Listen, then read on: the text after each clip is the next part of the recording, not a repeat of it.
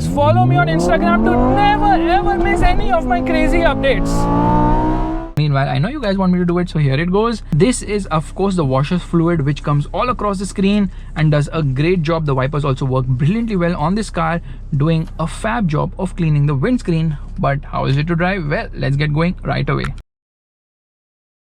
Alright, we're all set to go, which means turning off the air conditioning off completely, turning off the traction control as well, traction control turned off, and now ESC is completely turned off. First it goes to sport, then it turns off. Getting into drive mode, getting into sport mode, getting the drive select into dynamic mode. Yeah, there's some air still happening. Okay, now that's completely turned off. Good luck charm here. Left foot on the brake, right foot on the accelerator, revving the motor, revs to 2,500 RPM, and off we go.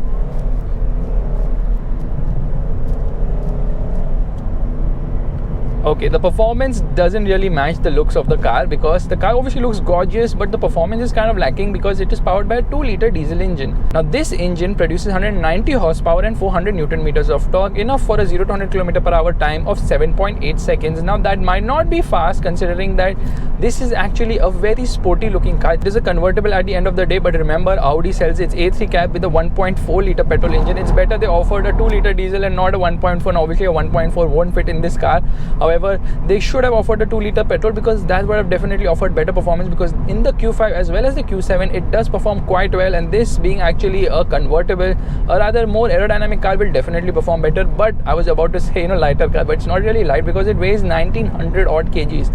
Why does it weigh so much? Because it's a convertible, so they have added a lot of weight to ensure that structurally it is very stable, and it is, because at high speed it remains glued to the road. However, this being a car which is weighing so much, obviously you can feel the weight around the corners. Body roll is present as well, but compared to other Audis, the steering is actually surprisingly good. Yeah, it is actually a very good steering. I'm quite surprised. Yes, it is light. It is actually on the lighter side as well on higher speeds, but for the most part I would say that the ride quality, well, it is on the stiffer side, but the steering does offer some amount of feel and feedback, and overall ride comfort could have been slightly better, because it does, especially over expansion joints, you can feel a lot of the stiffness. But for the most part I would say it's a very good riding Audi. In fact, this car rides so well, I would say that Audi should offer similar suspension setup on most of its cars. Look at the way it changes lanes. I mean, there's a lot of feel, there's a lot of feedback. Yes, it's not BMW level, but it is definitely there, much better than most of the Audis out there in the market right now. Overall performance from this engine is decent. There is some amount of lag lower down, but once you get into the throttle, the motor loves to rev, and it will rev till 4,500 RPM. And there are 2 driving modes. Actually, there are 4 driving modes. There's individual, there's automatic, there's comfort, and there's dynamic. I'm in dynamic mode. Now these modes don't really alter much, other than the fact that it alters the engine as well as the steering. Yeah, the gearbox is a charm. It's a 7-speed dual clutch automatic, which offers very quick shifts, and you can manually take control of things using the steering mounted paddles, or you can obviously push it on the left side and take control of things using the manual mode there. Now let me push it on the left side. Here we are downshifting into second, getting hard onto the throttle. It will not hold on to a gear. It will upshift around 4,500 RPM, slightly above 4,500 RPM, which means that you really do not have manual control of things over here, which is kind of disappointing. Although this diesel motor is refined for the most part. At idle you can hear a little bit of the clatter, but once you get going in the mid-range, it is very smooth and very refined, and in the top end it actually feels like a petrol engine, because it is that refined that is splendid indeed. Left foot on the brake, right foot on the accelerator. With so much torque going, you might expect it to wheel spin a lot. It does wheel spin a little bit, not too much. However, you have to realize one thing over here, that power is channeled to all wheels via Audi's Quattro all-wheel drive system, which means that there's splendid grip on offer. Even with the traction control off, there's nothing to worry at all, because there's just so much grip, and because of the weight of this car, it remains very stable at high speeds. Obviously it's aerodynamic as well, so in terms of ride and handling balance, it's pretty good, I would say, especially when you compare to other Audis, because Audis are not known for the best steering feel, but this one has some steering feel. Body roll is well contained. There is some roll obviously, but it's well contained for the most part, and there is just acres of grip around the corners. Get hard onto the throttle, well, it will not bog you down, because yes, the mid-range is quite strong in this vehicle, and it feels punchy as well. There's some amount of turbo lag which you have to get through, especially in the city, but overall performance is great from this diesel motor. In fact, many people are like, it doesn't make sense to offer a diesel convertible. I say otherwise, because I firmly believe that diesel is the best. sorry, because this one has a range of 800 kilometers on a full tank of fuel, which is absolutely splendid. In the real world, this car will return a mileage of 14 to 15 kilometers per liter, which is absolutely brilliant. Absolutely, there's no denying the fact. Yeah, there are no adaptive dampers on offer and none of that bit. That's the reason why, you know, the drive select isn't of much use as such over here, but it definitely makes the steering way up better and obviously gives the motor slightly more punchy performance, which actually works quite well.